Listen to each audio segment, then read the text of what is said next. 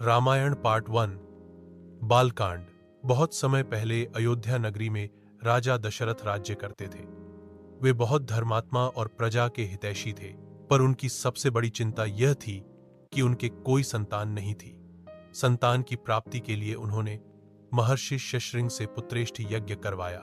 यज्ञ के बाद अग्निदेव प्रकट हुए और उन्होंने राजा दशरथ को दिव्य खीर दी। यह खीर उनकी तीनों रानियों कौशल्या, कैकेयी और सुमित्रा को दी गई। खीर खाने के बाद समय आने पर चारों राजकुमारों का जन्म हुआ।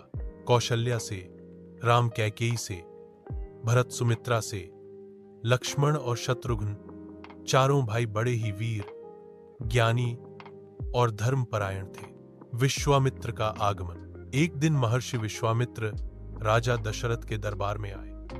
उन्होंने कहा कि उनके यज्ञ में राक्षस बाधा डालते हैं, इसलिए वे चाहते हैं कि राम और लक्ष्मण उनके साथ चलें और राक्षसों का नाश करें। राजा दशरथ पहले तो चिंतित हुए, परंतु शिव वशिष्ठ ने समझाया और राम लक्ष्मण को भेज दिया गया। ईच राक्षसों का वध और शिक्षा राम और लक्ष्मण ने महर्षि विश्वामित्र से दिव्य अस्त्र शस्त्र की विद्या सीखी। राम ने ताड़का राक्षसी का वध किया। उन्होंने मारीच और सुबाहु को भगाया। इससे देवता और शिव सब प्रसन्न हुए। सीता स्वयंवर। इसके बाद विश्वामित्र राम और लक्ष्मण को मिथिला ले गए।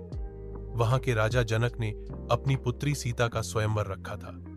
शर्त थी कि जो शिवजी का महान धनुष उठाकर चढ़ा देगा वही सीता का वरण करेगा। कई राजा प्रयास करके असफल हुए, पर जब राम ने धनुष उठाया तो उसे सहसा तोड़ डाला।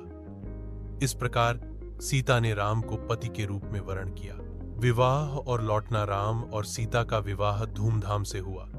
लक्ष्य